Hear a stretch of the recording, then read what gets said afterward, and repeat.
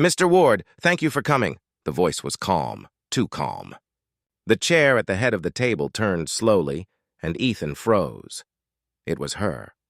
The woman he left behind days before their wedding. The woman he'd traded for power and prestige. Now, she was the CEO. The one whose signature could decide his company's fate.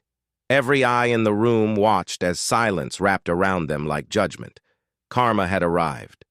And it wore a tailored suit and her last name. If this moment pulled you in, comment your city below and hit like. Before the world knew her name, Amara Lewis lived quietly between spreadsheets and late-night dreams. A data analyst by day, a visionary by heart, she built success from scratch, never asking for favors. Her laughter lit rooms, her ideas lifted teams, and her kindness made her unforgettable. But behind that calm grace was a woman who had learned early how the world measured her. By her color, her voice, her place in the room. In the months that followed, Amara vanished from the city's glittering social circle like smoke after a storm. Her name disappeared from the headlines, her phone fell silent, and the world assumed she had broken. Another woman left behind by power and privilege. But they didn't know Amara. While Ethan attended galas with his new companion, a blonde socialite his father approved of, Amara was working quietly in the shadows. She moved to another city, started over from scratch, and poured every drop of heartbreak into ambition. Each sleepless night became a strategy. Each tear fueled another plan. The startup world wasn't kind to women like her, black, young, and without connections. Meetings ended with polite smiles that meant no. Investors called her smart, but not quite ready. Yet beneath those dismissive tones, Amara saw something familiar. The same glass ceiling Ethan's world had always benefited from. But this time, she refused to be shut out. She built a small consulting firm from her apartment, one client at a time. Her company, Nuvatech Analytics, began solving problems that others ignored: data equality, algorithm bias, corporate accountability. It started as whispers of innovation, then grew into headlines. Within 5 years, her name returned to boardrooms, not as someone's fiancée, but as a leader reshaping the industry. Meanwhile, Ethan's empire was crumbling in slow motion. His inherited tech company, once thriving, began bleeding money. He was too distracted by luxury, too certain of his own charm. Investors grew restless. Reports leaked. The world that once applauded him started to question his leadership. Behind closed doors, his team began searching for a solution, a partnership, a merger, any way to survive. That's when someone mentioned Nuvatech. "They're small but powerful," one advisor said. "Their CEO could fix everything." Ethan hesitated. The name meant nothing at first. Then he saw the portfolio, the press photo, her face. Amara Lewis, the woman he left standing in a cafe with nothing but dignity in her eyes. He tried to ignore the unease, telling himself it was business. He could charm her, apologize if needed, close the deal. His company's future depended on it. The meeting was set for a Monday morning in Nuvatech's downtown headquarters. Sleek glass walls, minimalist design, the kind of power that didn't need to announce itself. Ethan rehearsed his pitch, checked his watch, and smiled his most confident smile. But the moment he entered that boardroom, something in the air shifted. The executive stood, eyes forward, respectful, waiting. The chair at the head of the table was turned away from him. Only a soft voice broke the silence. "Mr. Ward, thank you for coming." The chair rotated slowly, and there she was. Amara, poised, calm, dressed in confidence that no diamond ring could buy. Her eyes met his, steady and unreadable. For a heartbeat, Ethan forgot how to breathe. The woman he abandoned, the woman the world told him wasn't enough, now sat as the CEO whose signature could save or destroy him. And though her voice was even, her presence spoke louder than words. The tables had turned. What Ethan didn't know was that this meeting wasn't just about business.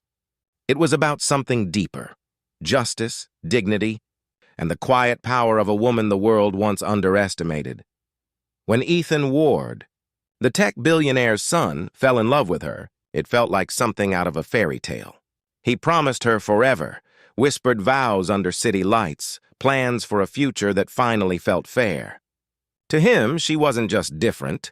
She was his grounding force, his heart's truth. But love, Amara learned, can collapse under the weight of privilege. The wedding invitations had already gone out. The venue was booked, the dress chosen. But the whispers started. From boardrooms, from his family, from investors who smiled too politely when her name came up. She's not a good fit. It'll hurt your image. You know how people talk. Days before the ceremony, Ethan called her to a cafe they once called their spot. He couldn't meet her eyes. One conversation ended years of love. One excuse, it's complicated, shattered everything she had built around him. Amara didn't cry in public. She simply stood, nodded, and walked away. No scene, no second chances, just silence, and the quiet promise that someday she'd rebuild everything he thought she couldn't. No one knew where she went after that. The world moved on, and so did Ethan. Or so he thought. Because sometimes the people you leave behind don't stay behind. They rise. And one day, they're the ones sitting across the table when your entire future depends on their word. For a long moment, the room was silent. The kind of silence that demanded attention. Ethan tried to speak, but the words tangled in his throat. Amara didn't flinch. She had learned long ago that real power doesn't raise its voice. It simply waits. She opened his proposal, page by page, her face unreadable. Every chart, every projection, desperate attempts to save a sinking empire. Your numbers are ambitious, she said finally. Her tone was polite, professional. But beneath it, he could hear what she didn't say. You taught me this silence. Ethan's confidence began to crack. He tried to smile, to joke, to find the old charm that once disarmed her. But Amara wasn't the same woman he left behind. She didn't need his validation, his promises, or his love. She had built her own throne, and now he was the one standing before it. When she finally looked up, her gaze was sharp enough to cut through the years. I appreciate your proposal, she said, closing the folder. But Nuvatech doesn't partner with companies that compromise integrity or people. He felt the sting before he could respond. This wasn't vengeance shouted in anger. It was justice delivered with grace. Ethan stood there, realizing the weight of every decision, every whisper, every moment he chose power over love. And as she turned to the window, the skyline reflecting in her eyes, he understood the truth. Karma hadn't arrived to punish him. It came wearing her name. Dear audience, where are you watching from? Drop your city name in the comments. After that meeting, the news spread faster than any press release could control. Ward Technologies merger rejected by Nuvatech. Investors panicked, markets responded, and within months, Ethan's empire crumbled beyond repair. What he once took for granted, influence, wealth, admiration, slipped through his fingers like sand.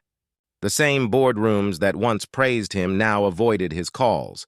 But for Amara, it wasn't about revenge. She didn't take pleasure in his fall. She had spent too many years learning that true power isn't in destroying others. It's in rebuilding yourself when the world tells you not to try. Under her leadership, Nuvatech became a global force for ethical innovation. She created opportunities for women and people of color, reshaping the industry that once shut its doors in her face. Her success wasn't loud, it was steady, consistent and unstoppable.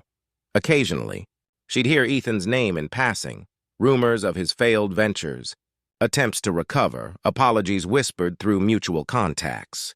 But she never responded. Some stories didn't need sequels. One evening, as she stood on a rooftop overlooking the city that once broke her heart, Amara thought about the girl she used to be, hopeful, naive, waiting for someone else to validate her worth. That girl was gone. What remained was a woman who had faced discrimination, heartbreak, and silence, and turned them all into strength. Because in the end, this wasn't just a story about a breakup. It was about a world that still measures worth by color, status, and power, and a reminder that resilience can rewrite any ending. So ask yourself, how many Amaras have been overlooked? Underestimated or dismissed only to rise higher than anyone ever imagined? Thanks for watching. Subscribe for more powerful stories and emotional true tales.